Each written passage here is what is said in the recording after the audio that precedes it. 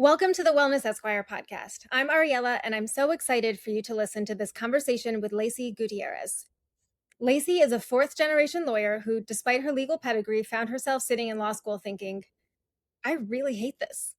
Instead of forcing herself into a traditional big law box, Lacey followed her curiosity into the then nascent world of privacy consulting. Today, she's a successful privacy attorney and the co-founder of her own firm, proving that success doesn't have to look like the path we were sold in law school. We talk about the mindset shift Lacey experienced when she stopped comparing her journey to that of her peers, and about the go, go, go mode of the legal profession, the courage it takes to pivot when a role doesn't fit, and how she built a career that integrates her love for global travel, including upcoming trips to India and Australia. Lacey also shares the specific tool that changed her life in 2017, a meditation practice that transformed her from a reactive, stressed attorney into a cooler head in the room for her clients. This episode is a reminder that we get to design our careers. We also get to design our lives. There's no one right way. If you've ever felt like a weirdo for wanting something different than the standard firm track, or if you're looking for ways to bring softness and patience into your practice, this conversation is for you. I know you're going to love this one. Thanks for listening. Enjoy. And I'm going to say it. Please rate and subscribe. Thank you. Hello. Okay. How are you today? Yes. I'm great. First of all, this is my first podcast. Yay! Welcome. Thank you. Very excited. And also, this is a brand new microphone. So, first time using it. So, if my audio is off, please let me know. I can hear you. So I think we're off to a good start. Excellent. Which is better than some of these have. I mean, I've done this a few times with people who have done podcasts a bunch of times. And the first, 5, maybe more minutes is, okay, I'm sitting here. I'm like, I think I have absolutely zero I can actually do to help you. But I'm sitting here on this end trying to figure out, can I, like, should I just pretend to so that you don't feel alone? Totally. So you're doing great. How are you doing today? Other than like, yay, first podcast, and do you have a microphone? I'm good. I feel like we're very much in that, like, between Thanksgiving and holidays rush. So busy, but good. Okay. Does that mean your brain is starting to shut off, or you're just like in go mode? No, I'm in go mode. I have been, like, for me, I think the like mid-November to end of November period tends to be kind of the peak of busyness for my clients. And so I'm in kind of like a lower scale of busyness than I was before, which is good, but I'm still like, I'm in push mode until Christmas. Gotcha. Do you have holiday plans after that? Christmas plans? Anything? Any of your solo traveling? Yeah. I'm going to be doing some traveling, planning to go to India and then probably Australia, but still figuring things out. Okay, fantastic. All right, I'm going to want to get into all of that. So as you saw, you would have seen, I think in my little pre-spiel, we're recording. And then if you end up saying anything that you're like, oh man, I really wish I hadn't said that, you'll just tell me. And that's, so this should be just simple and fun and casual. And my aim also is for this to just end up feeling like we're just hanging out and there just happens to be, a record button on. And what led me to do this, just to give you more background, is when I started like figuring out that, like taking care of myself actually leads me to doing better work and feeling better, like all of, well-being is tied to performance. Isn't that wild? And I started talking more about that and sharing my experience with people. And then, not surprisingly, also discovered that other lawyers felt the same way. But so often shit had to hit the fan first before people realized that like the whole burnout track wasn't really sustainable and a great option. And I just felt like, well, what if we didn't have to lose our minds first? What if we just kind of shared our stories openly and as part of a community? And what if all these conversations that I'm already having with people could just be heard by other people? So that's what we're doing here. Fantastic. So before we get into your sort of travel life and how that then impacts your career, which I'm really excited to talk about, Tell me what drew you to law school in the first place, and then in a nutshell, how that ultimately led to the work you do now. Yeah, totally. So I'm from a family of lawyers, actually. I am from the DC area, and my parents and my brother are all lawyers, and my brother and I are actually fourth generation lawyers on my mom's side. So this is something that was in my blood and very much in my family. And I don't feel like I had any pressure to go to law school. It just always seemed like a foregone conclusion for me. Like, what else would I do was kind of the way that I thought about it. And so it had always been my plan. I did the typical, like, humanities study, ready, like, I was Latin American studies and poli sci major, typical, like, I'm just going to go to law school major. Yeah. And so for me, it was like never really a question to go to law school. And then I got there and I was like, wow, I really hate this actually. Okay, Um, not expected. yeah. I think like I really like being a lawyer. I think the like I don't like the really academic side of lawyering, I get that. and I think law school just seemed so, like the whole thing is hypothetical, and I was not into the academic side of lawyering, and I was, other people were like really into con law, and I was like, I think this is really boring and not for me at all. And it was really hard for me to see myself, and I think part of it was also that I just didn't click with a lot of the people who I went to law school with, and I Yeah. was like, oh, am I gonna have like, is this gonna be all the people I'm gonna work with, and am I gonna hate that? So that was a part of it too. Um, and so when I got out of law school, I was actually initially planning to work for a couple of years and go back and get an MBA and actually do something completely different. Okay. Um, yeah, and but I did end up taking the bar, out of law school. My parents were like, "You went to law school, like take the bar. You can, Might as well. you can do whatever after, but take the bar." And I did. I'm obviously glad I did. Um, and then I ended up working for a company right out of law school that was really more of a consulting company that provided like and still does a variety of legal adjacent services, including like law practice consulting, e-discovery, a lot of different services in those different areas. And so I ended up getting into privacy consulting when I was there. And I was hearing from a lot of people, this is 2017 at the time, that there were a lot of things happening in privacy with GDPR coming into effect. And I was like, oh, that sounds interesting. And so I started doing privacy consulting in 2017, which was a really big time for privacy. And then as I was doing consulting, I did a secondment for a client whose privacy counsel at the time was on maternity leave. So my secondment basically turned into me being privacy counsel for them while their privacy counsel was out. And I realized that I loved it. And so I was like, oh, I'm really surprised that I like being a real lawyer and I like being in house. And so I ended up working for that company that was my former client. And the biggest thing that came out of that is that I met my now co-founder and my partner at my firm, Nadav. He was my client boss who hired me. And so it's really, really great to see those relationships carry over to what is now my firm. I love hearing your story because I've had versions of this conversation with so many people where and law students and practicing attorneys, and there are so many ways to be a lawyer. And I feel like you maybe find out about maybe 1% of them while you're in law school. And and we're still like, the world is still discovering all sorts of other ways to be a lawyer that we don't even, know about today. And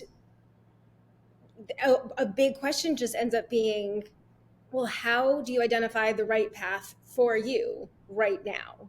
And what's right for you right now can also change in a year or 3 years, and that's totally fine and normal. But how do you end up even discovering and allowing yourself to try these different things and end up either where you're supposed to be, next, or you try a handful of different things and then you find your way, you piecemeal it together. Totally. Yeah, I think first when I was in law school, when I first got out of law school, I very much felt like there was a right and a wrong way of of proceeding. You know what I mean? Like there's a path, and A lawyer thinking just, there's one right way and one, and all the other I ways are wrong. know, Crazy. shocking. Yeah, yeah, and so I felt so weird not going to big law right out of law school, and I felt like I was really doing something wrong, and that was very bad, and that was something that stuck with me for probably the first like 5 years out of law school until I started seeing a lot of my classmates leaving their first big law jobs and other people starting to go in house and other people starting to do different things. And that was when I was like, oh, okay, I now feel better about this. And obviously, looking back, I'm like, I would have been miserable if I had gone straight to big law. Like, I think I would have left law entirely. So, like, thank God I didn't. But it was really something that, like, I felt like very self conscious about at the time. Yeah. How did you manage that? Like, you're in this work situation that sounds like you had a feeling like, oh, this actually, I like this. This feels good, but this feels like not what quote unquote success is supposed to look like. So I'm kind of enjoying it, or definitely enjoying it, but I feel like a weirdo. So what was happening in your brain while you were going through that? Yeah. So, first of all, I think having the support of my family was really helpful because my dad is is a guy who was a partner at a small firm for his whole career, but my mom was at the federal government for her whole career. And so she was very helpful in being like, yes, you could be at Skadden or whatever, and also like really probably really hating your life. So like it's okay for you to take this path. So having that support was really key. And I was also really fortunate to land at the company where I was, where I just really loved the people who I was working with. And that made my life just so enjoyable. Like I'm still in touch with or like friends with like the great majority of the people who I worked with there. And I really felt like there's this really lovely culture of like we're all in this together, even though like we could all be doing something quote unquote like better on paper. And that also made me feel better. I was like, oh, I love working with these people, and like all these individual people are great, and like that's rare. It's so rare, and it's so a lesson that I wish someone had told me at the very beginning of my career was about how important the people you're working with is and how critical the environment it is. And I now generally recommend that people pay much more attention, especially when starting out, to the people and the environment over exactly what the work is. Because if you hate the people and the environment, you are going to end up hating the work. Right. Exactly. Yeah. I sometimes think about if I were working with people who I absolutely loved, like could I be doing something wildly different and still enjoy it? I think probably. Happiness matters. We don't really tend Yeah. to pay a ton of attention to that in choosing our career design. I know. I pay a lot of attention to it now, but I Yeah. that's, having not done that for the first chunk of years. Yeah, it's really the single like picking the people I think is the single most important determinant. And it seems like we've both realized that, like relatively early on in our careers, which like I'm super thankful for. Yes, there was that. And then when I initially got out of law school, I was like feeling very, regretful, like, oh my gosh, I do the wrong thing. So I had initially taken the Maryland bar when I graduated from law school because I'm from Maryland and my family's in the DC area. And even though I was planning on moving to New York, I wasn't planning on practicing in New York. And so I thought, okay, if I want to practice, I can go back to DC and, wave into DC, not an issue. And then I moved to New York and really fell in love with New York and was like, this is where I want to be. And so I then, while I was working full time, took the New York bar as well, which was just, taking the bar while you're working full time is just a completely different animal than when you're studying full time. And so after that, I felt better in a way because I felt more prepared if I did want to get a job at a firm. But I also was so stressed out from studying and working full time that I was like, okay, like I really need to manage stress and anxiety better. And this probably the single best thing that I've ever started doing. This was in 2017 is I started meditating. And that has been like something that has really, really grounded me and like made me like an entirely different person. Different how? I would say I'm definitely way more patient than I used to be. I'm like there's a certain softness that's there. Like I will it's definitely made it way easier for me to be less reactive, to stop and think before I, assume the worst about something or someone, or, only think about how something's affecting me and not the other person. I just generally, yeah, it's just like smoothed me out in a lot of ways. And it's really unlocked an ability to it unlocks like a whole different type of perspective basically that's super valuable not only just in my day-to-day life but also my work as well. How do you find it impacts your work? I think being able to be the cooler head in the room when a client is really freaking out about something is very helpful, to be able to step back and say, okay, let's take a deep breath here and let's think about this, or even being able to say, you know what, let's sleep on it and make a decision tomorrow, or let's think about this, it's 9 a.m. right now, let's talk about this at 5 today and then figure out whether we want to go back to the buyer and accept their counteroffer, for example. I think that's where it comes in, just being patient generally with clients. I think is just a massive skill that I didn't have before. What led you to start meditating? Did someone lead you onto it? Were you struggling and looking for something to help you? Yeah, I was definitely looking for things to help me. And I had, done a lot of therapy and I was like, this is like obviously extremely helpful, but I didn't really feel like it was getting me like where I wanted to be. And I was seeing an acupuncturist at the time who recommended this type of meditation. And at the time, like, I was so stressed that I would have done like just about anything. You get to that point where like, oh my God, I just can't function this way anymore.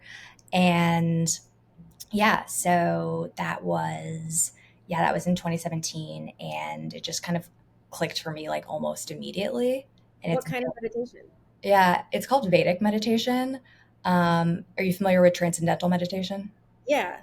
So it's the exact same technique as TM. It's just Vedic meditation is essentially an offshoot of TM from a TM teacher who left the TM organization. So it's the same technique but just taught differently. So it's Okay. 20 minutes twice a day, silent mantra. Does everyone get their own mantra? Do you get your own? It's a personalized mantra, but it's not like every single person who meditates gets one. Like Mhm. I'm not totally familiar with the way it works, but it's like it's customized to kind of like where you are in your life at that point, I think. And it Did you, was, yeah, go oh, ahead. go ahead. No, no. Did you notice an immediate impact or did it take you, oh, wow, immediate, like that first session? Yeah. So I immediately noticed an impact, and then it's also definitely grown over time. Mhm. So I'd say like the first month and 3 months, it was like wow, every day you can really feel things shifting for you. And then, I'm now 8 years in, and it feels more subtle now, but it's just kind of like I will notice it if I miss a meditation. I'm like, ooh, like I'm not feeling like I generally do. So yeah, it was like I had tried like mindfulness, like headspace before. I had tried like body scanning, and I was like, I don't enjoy this. Like this feels really counterintuitive to me. So I think having like I think for anybody who's interested in exploring meditation work generally, like the way I think of it is meditation has essentially become like an umbrella term, like for all of the different techniques underneath it. Like saying I meditate could be like I exercise. Like I exercise could mean like you run marathons or you do Pilates. Like it could be very different things. And there are a lot of very different meditation traditions. And so like I'm glad that I kept trying until I found the one that works for me.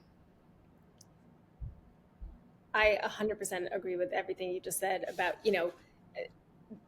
it's become kind of trendy to talk about, which is amazing. But then I think, most people don't have exposure to all. I mean, same thing as we talked about, there's a zillion ways to be a lawyer, there's a zillion ways to meditate. And, I've heard people talk about, when you go in the shower, you're meditating. It's just you get in this quiet state, your brain, is kind of flowing about and you bring it back and then it flows about and you bring it back. And we don't have to get all fancy about it. You can, but you got to also just figure out what works for you. So, what was causing all this stress, or what was your stress reaction that led to you going, I cannot keep going this way? I need some help. Things have to change. What was life then? I think it was right after I had, so when I started studying for the New York bar while working, that was when I felt the stress of studying for the bar, which, as you know, is like its own type of stress. And I don't think I had ever been as stressed as I was while studying for the bar, both exams that I studied for. And also, things were busy at work. At the same time, I was in a role where I was managing a lot of people who were working on projects in person, so that was hectic. And you're And like a fresh, really yeah, fairly fresh out of law school, and yeah, all of a sudden in right, a totally new kind of job, managing people, managing projects, studying for the bar. All right, no big deal. right. So it was a lot going on at once. And then after I took the bar, I think I just assumed like, oh well, now I'm done with the bar, and so the stress will go away. But it was like I had almost like worked myself up so much that I like couldn't unwind basically.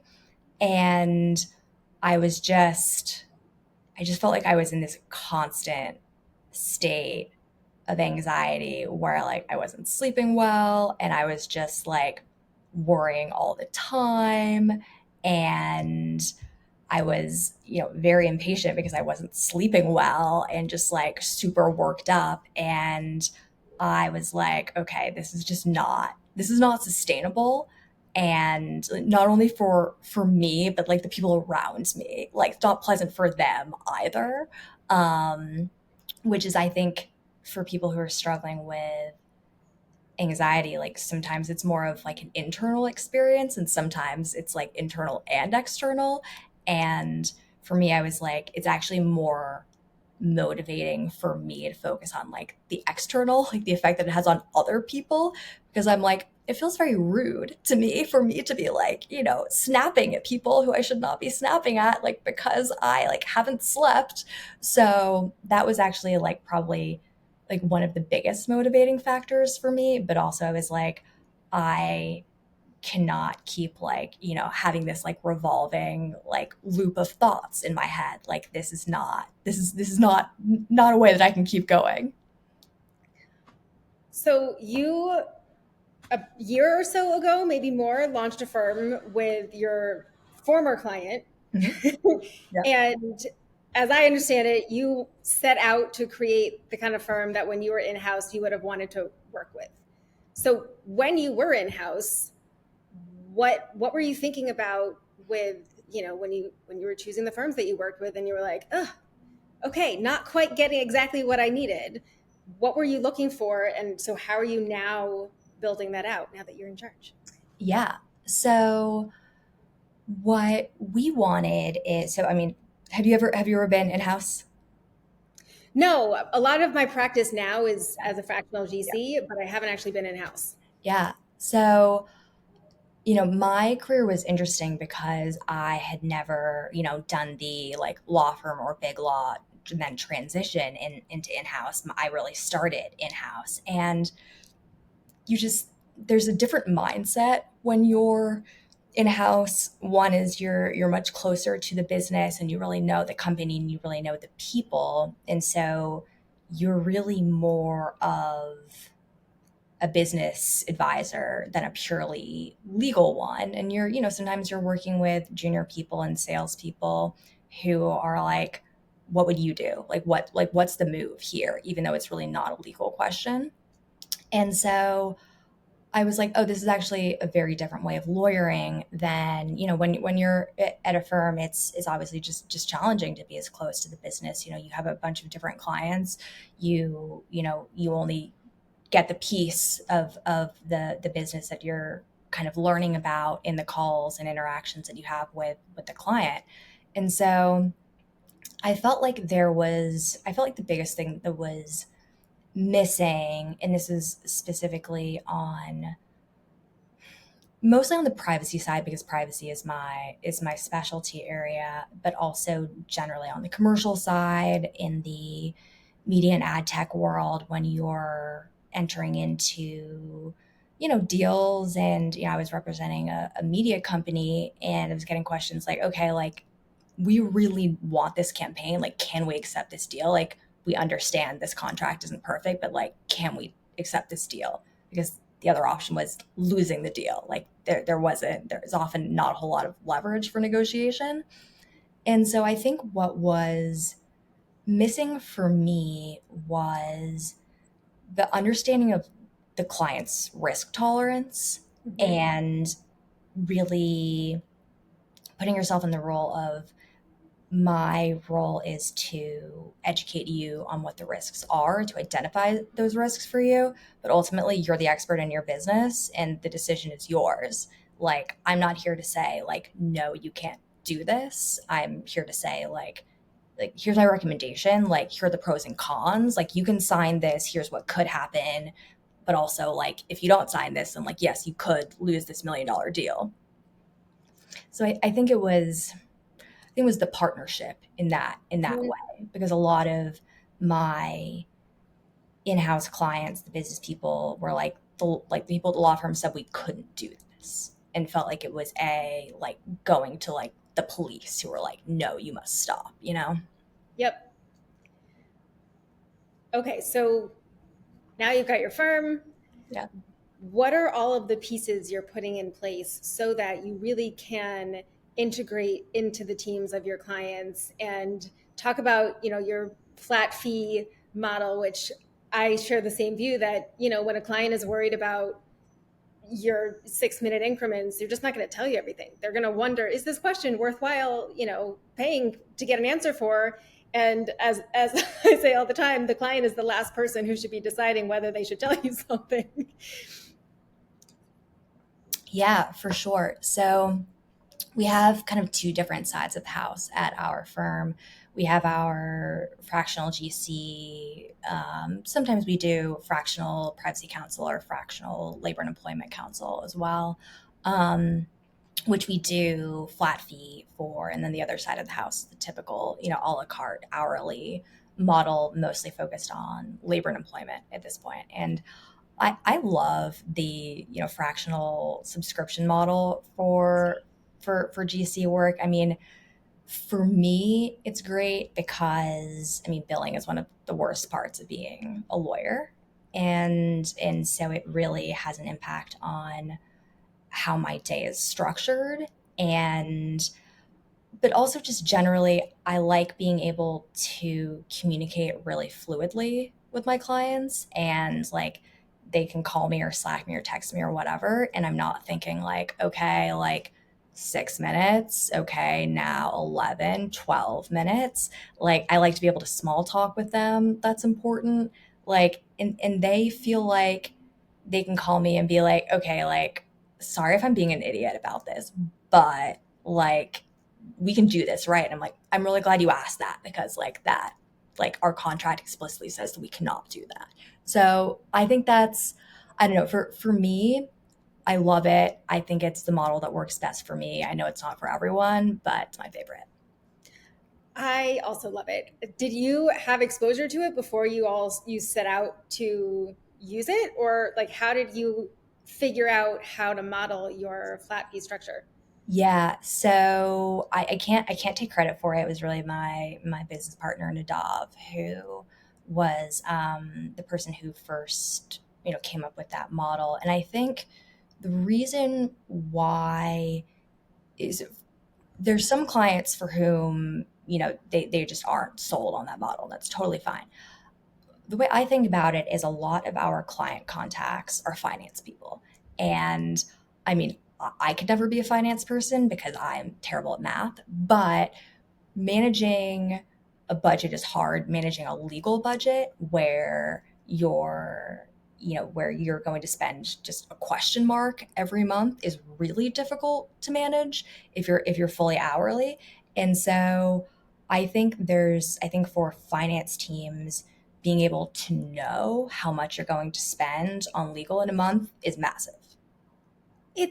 I mean, I've never heard of a client who's delighted to get a bill at the end of the month and, having no idea what it was going to look like. Right. And to me, the hourly billing model, in terms of transparency and proactive communication with a client, telling a client what your hourly bill rate is not really useful, because you okay, so what do you do with it? Is this going to be 5 hours? Is this going to be 20 hours? Is this going to be 60 hours?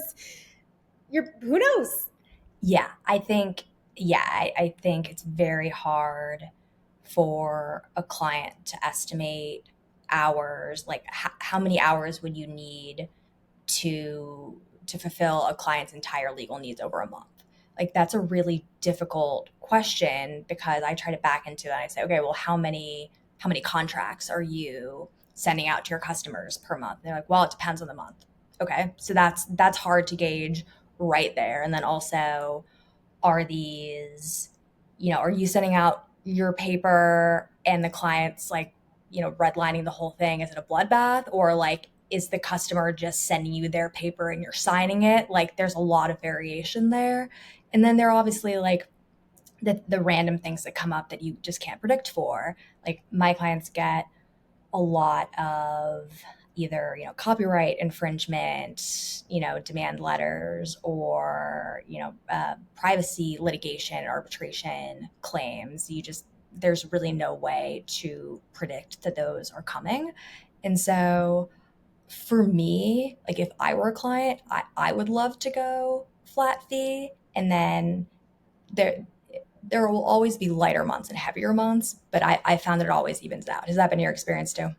Oh, absolutely. And I prefer thinking about the overall value being offered as opposed to time spent. And I part of the way I think about the value is also energy spent. And yeah, sure, one month might be heavier than another month, but to me, yeah, it really feels like it evens out in the end. And that's primarily what I've heard from others who have versions of this model as well. And I think everybody feels better not counting every single minute. And then you end up really developing relationships with your clients, and then they feel comfortable telling you everything because they trust you, and it's not so transactional, and you're not wondering if your question is too stupid to ask, or if you're sure that you know the answer. And yeah, you know So I love the model. Yeah. And also, So oh, yeah, sorry, go ahead. no, you go. I think also one of the reasons why I really like it is it really helps me allocate my time because it's so much easier to say, okay, I have two flat fee clients and like they're my priority and like I'm going to respond to them first. And I only have bandwidth for, like this many hourly clients like on the side, as opposed to, you could, if you have 100 hourly clients, that's really, really difficult to allocate your time and prioritize among those. And just to plan ahead and kind of understand what your week, your month is going to look like. Because, yeah, sure, things are always going to come up, even with the flat fee clients, but there's more you can kind of set in place and anticipate. Totally.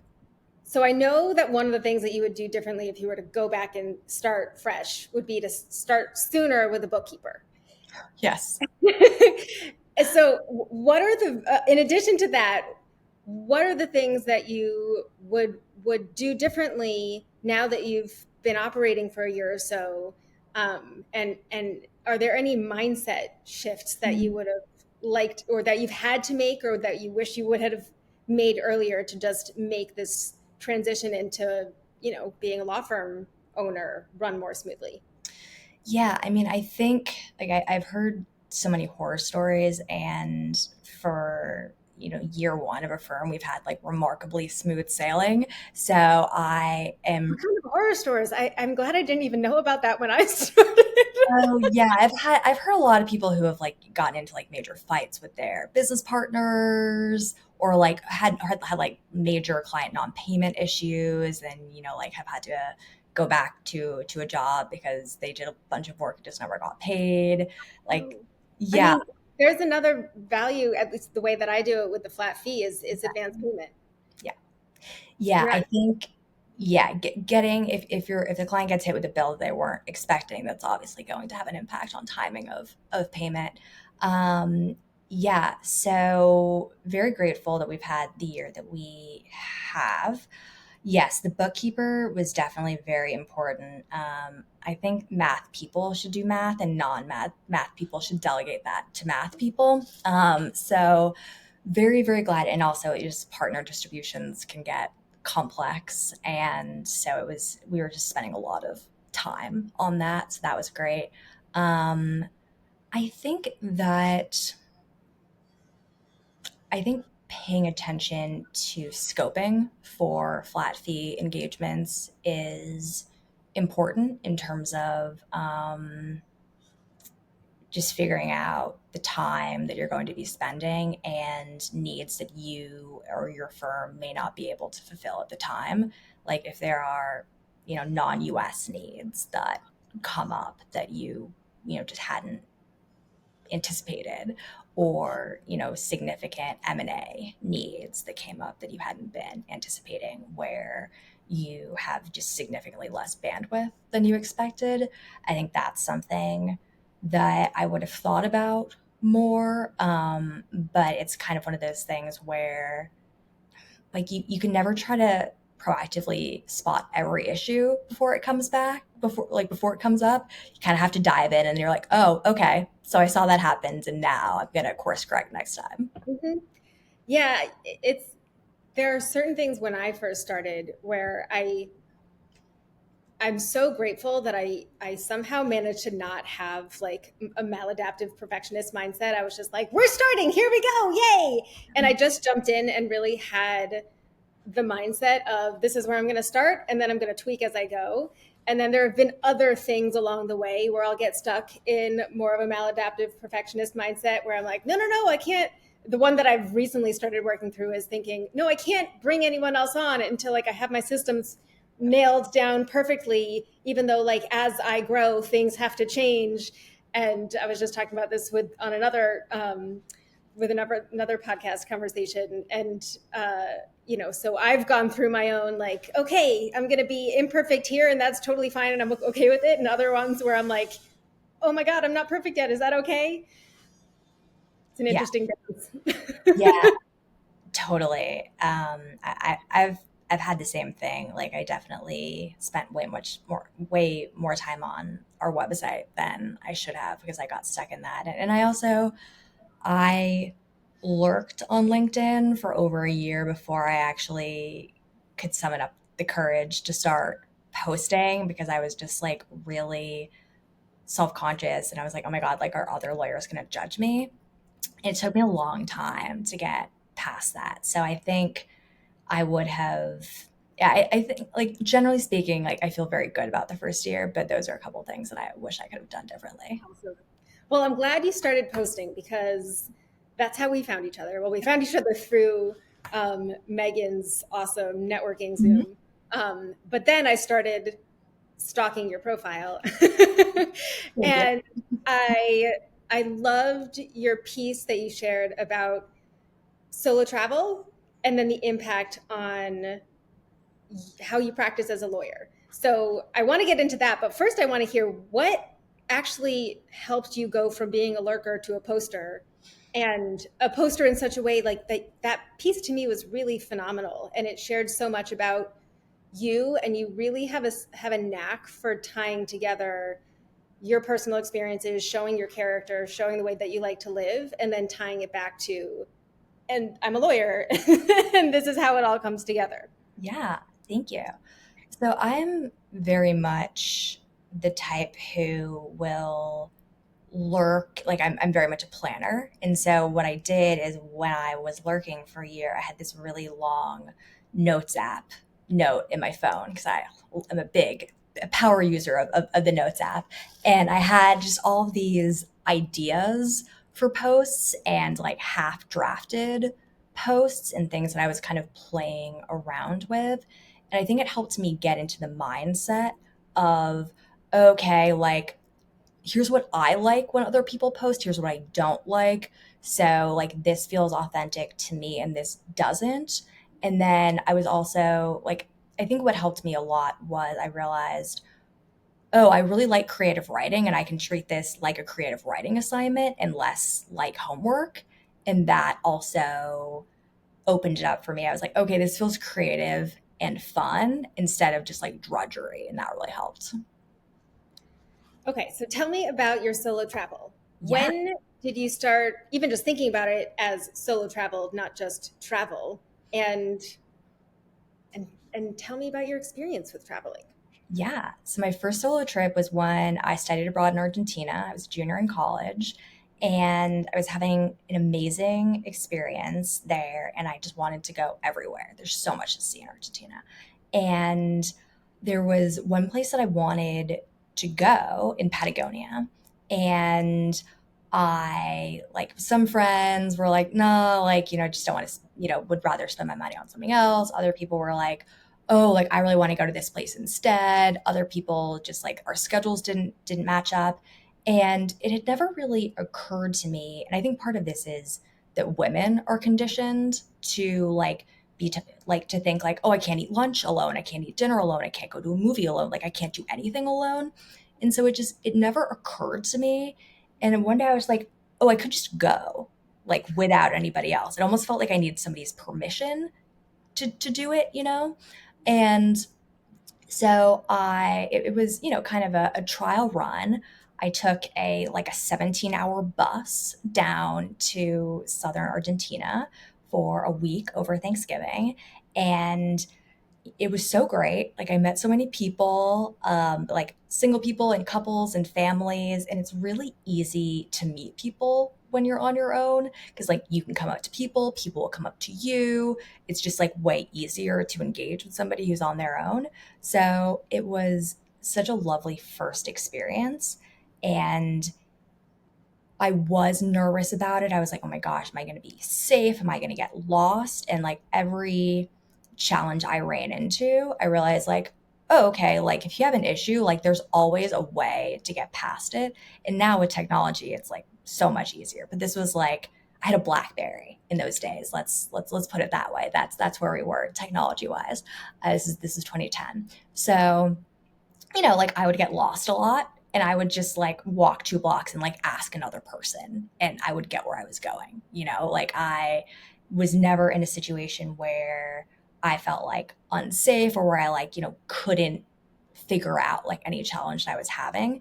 And that in turn gave me so much confidence. And I got into like what I call like the confidence, like positive feedback loop, where it's like the more you do, the more confident you feel. And then you just want to do more bigger things. So, what are some of the ways that you bring in your travel experience and travel lessons into your work and in ways that benefit you and your partners, you and your clients, others you work with? Yeah, I think a big part of it is confidence. And you're not always going to have the perfect answer to a client's question, and sometimes they don't need the perfect answer. They just need an answer right now. They're like, hey, we're about to get on the call with this client. Like, what should I say? And I don't have an hour to research something, but like what I can give is like my gut and my common sense. And that usually can get you pretty far, even if it's not even if I don't know the specifics of the law. You hear me, right? I'm so with you. And as you were saying that, I was starting to picture a section of a book. I think it's called The Likability Trap. Have you read it? Have you heard of No, it? I've heard of it. And a bunch of this book talked about, I mean, the author is a woman, and she spent a lot of time talking about the ways that women are so desperate to have all of the answers and to never ever possibly say the wrong thing or give the wrong answer, that they don't take action. And often men are the ones, who are making progress and moving up the ladder or whatever the case may be, just because they just decide, and they don't necessarily have all the facts. They don't really know what's going on. They just go, here's what to do. And they might be wrong, but often, as you said, like, the client or whoever the other party is, like, isn't necessarily looking for the perfect answer. They just need to make a move. And that's just struck me so much because I've gone through my own perfectionist phases. I went through calling myself a recovering perfectionist, and then now I'm in a phase of really being aware of maladaptive versus adaptive perfectionism, which came from what's it called? It's like my favorite book. Now I'm like, the Perfectionist's Guide to Losing Control, and Oh. I know I can send you that one too. That one is, I've never felt more like an author is just like in my soul. But though the ideas from both of those books really helped me understand, and I still work on this, but not to get so trapped by needing the perfect answer, because sometimes you just have to do something. Yeah, I think the paralysis of perfectionism is really challenging. Are you a Brene Brown fan? Have you read her books? Yeah, some of them. Yeah, yeah, For, yeah. I read all of her works earlier this year, and it was a really great, like a different view on perfectionism that I really really enjoyed. You should check them out. Yeah, so that was I think the confidence to be able to push back, to push through that, like, oh, like I don't have all the information. I don't know everything perfectly right now, but I'm going to give you what I can give you right now because you need it right now. Like, it's not going to be valuable to you in 2 hours because you will have already had the call with your customer. So that's a big part. Being really independent in terms of my thinking, not being swayed by others. I've worked in some places where there was a certain type of culture on the legal team where I felt like it wasn't what the business people wanted from the legal team. And so, like, I always want to be the type of lawyer who the business people want me to be, because it's not about me being the world's best lawyer. Like, I'm not like competing with all these other lawyers to be like world's best lawyer. It's like I want to do the best work for the client. So I think the independence is key, and also the flexibility to be able to, there's not necessarily like one right or wrong way. Like, something that I've learned in negotiations is like, you don't necessarily, like, okay, if you're negotiating a settlement or something, like, waiting is also just an option that a lot of people don't think about. But like that's something that I encourage clients to do. Like, okay, like, yeah, this person sent you a couple demand letters. Let's wait. Like, see if they file. Like, I know it's scary to get letters, but like, let's see what happens. And like, sometimes people don't file and then you don't have to pay that settlement, you know? I mean, you talked about patience earlier with the meditation. It's amazing. So I love the way that you think about bringing your life experience and your travel and creativity into the business, and bringing things like, patience and whatever comes to you from your meditation practice. Because, the work we do as lawyers is not, that's not coming from like a different person. That's just you. And the more that you go out and live your life and even put the law aside while you go and climb mountains and go travel the world in places where you don't necessarily speak the language, you're just developing all these skills to be able to then walk into a room where you don't necessarily know what's going on, but someone needs an answer from you in 5 minutes and you know nothing, Yeah. but you need to be effective. So, okay, how do you do it? And how do you trust yourself to know that you can do a really good job at that? Right. Exactly. So if you keep putting yourself in situations where you're like, okay, like this is going to be unfamiliar and there will be things that I need to figure out here. And like, but I'm pretty sure I'm going to be able to figure them out. And then you get in that situation and sure enough, you can figure them out. And then you're like, oh, in many other situations, I can employ that same logic, which is great.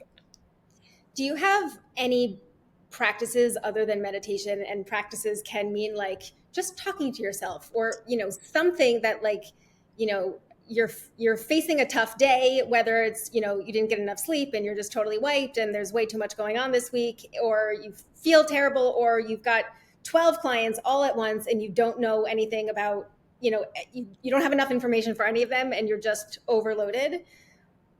Yeah. what How do you approach that, and how do you keep yourself going? So I would say the meditation is definitely like my major, like the major thing that like powers my life, that like grounds me and gets me through. Something else that I got into earlier this year. Have you heard of the work of Byron Katie? I have, but only, I not I don't know what, What it other than is? hearing it. Yeah. I mean, I don't really know what it is. yeah, you're like, this woman has a cool name, and that's all. Yeah. Yeah. I heard about it through a friend earlier in the year, and it's essentially a self-analysis framework where you take a thought that is causing you some sort of stress, and that could be anything from like a conflict, or like you struggling with perfectionism or imposter syndrome, or like or it could be like, I don't have the answer to this, or like I don't know what I'm doing. It could be anything like that.